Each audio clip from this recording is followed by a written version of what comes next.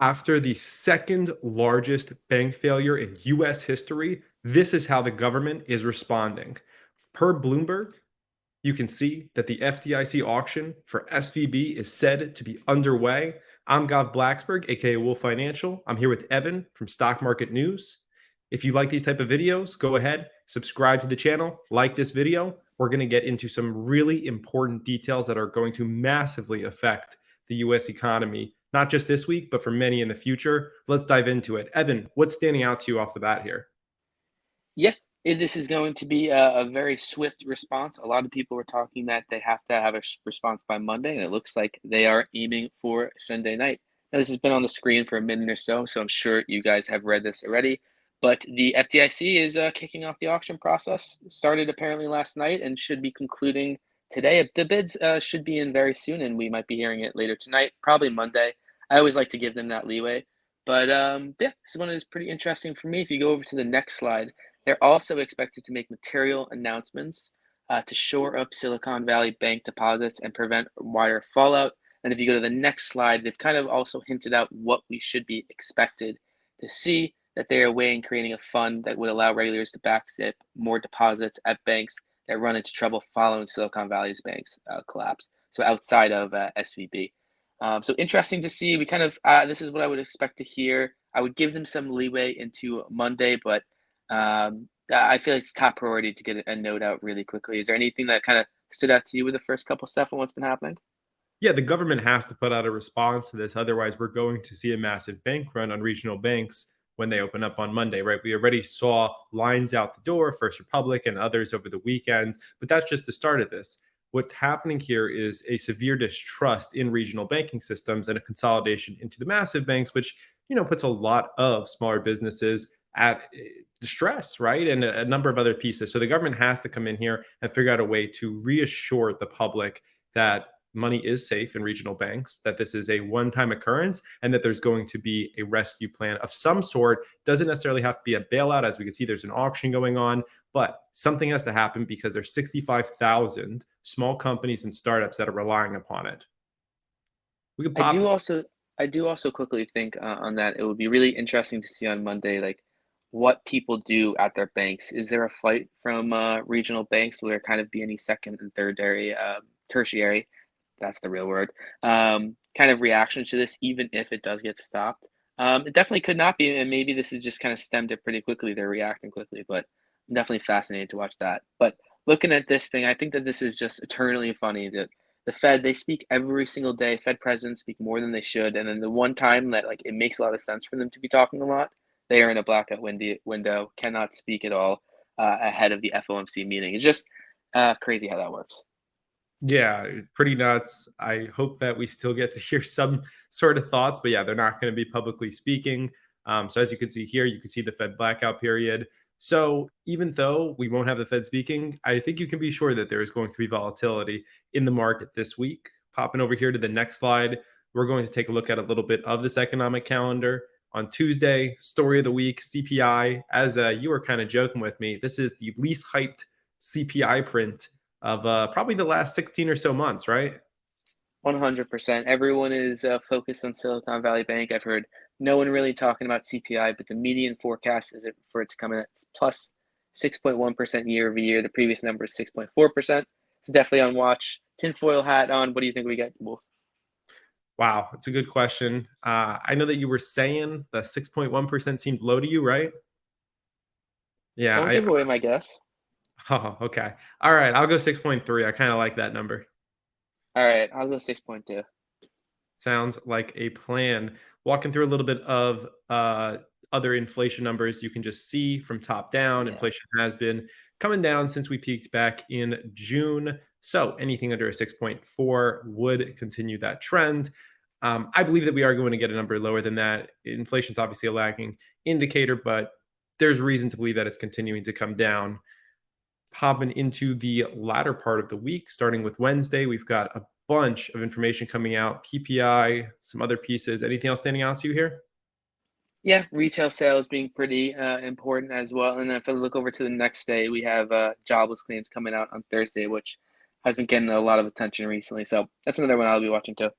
Yeah, jobless claims seems to be swinging the Fed's decision on a weekly basis as we either come in stronger or lower, and people make assumptions based off that. Hopefully, the Fed is weighing a little bit of a larger data set as they make their decisions around these FOMC meetings. Of course, with everything that just happened with SVB, we have to talk about, is there going to be a 25-point basis hike, a 50-point basis hike? A 50-point basis hike could put a lot of stress on an already fragile system. So let's see if they take that into effect. And of course, rounding out the week, we don't have any massive earnings, but we do have plenty of companies that are still reporting. Anything standing out to you here, Evan?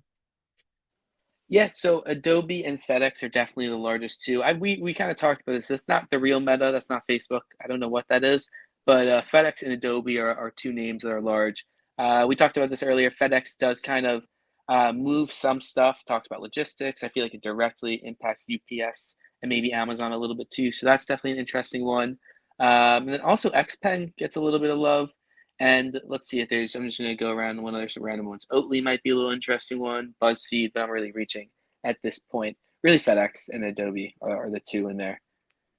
Yeah, so FedEx and Adobe certainly the biggest. With FedEx, I don't necessarily pay so much attention to the numbers on a weekly basis, but what I do know is that people look at FedEx as a determination of where the supply chain is currently standing inside the US. So, are they really getting their packages delivered? Are they effectively moving things? Do they have a lot of backed up inventory? So that's something that does get looked at. Other names on here like GitLab and Skills are a little bit more shot in the dark. Xpeng, these are things that do get traded on Twitter You know, Space. Dollar And Dollar General a little too. do you see people I did see trading that dollars? one there. DG or something. That's kind of the sector, those like Five Below or whatever. And there's a couple stores in the one that I could actually affect a little bit. You know, it's always kind of cool when, and I'll just kind of give a minute on this, when you're looking through these earnings and you kind of find out some of these companies that you didn't even know were publicly traded. Like, did you know that Getty Images was publicly traded? No, I don't think I did. Right? That's Let's kind of see. like, Feels like a SPAC, either a SPAC or it's been live forever. yeah, yeah. It's kind of a funny one, right? I just see them when you go and you look up a picture on something. So you see something like Getty Images, Five Below that's on here, right? A number of other Black Rifle Coffee. I know that they're a popular one among some audiences. Yeah. So there's, Ooh. By the way, Getty Images was a SPAC. there you go. Getty Images, a SPAC. BuzzFeed, another SPAC, right? Feels like it. You think they're going to announce that they're now paying for ChatGPT Pro, and that'll give another 30% stock bump? I feel like they might change their name to BuzzFeed AI. We'll see.